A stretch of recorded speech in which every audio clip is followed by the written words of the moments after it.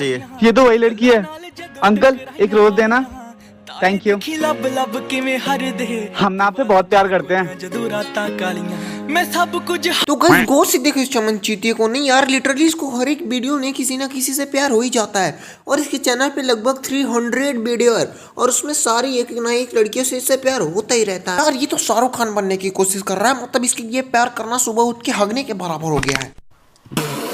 तो और I love you उस बंदी को बोल रहे जिसका भाई बॉडी बिल्डर है। अगर ये फूक मारते तो पूरे मोहल्ले में क्या पूरे ब्रह्मांड के चक्कर लगाने लगेगा।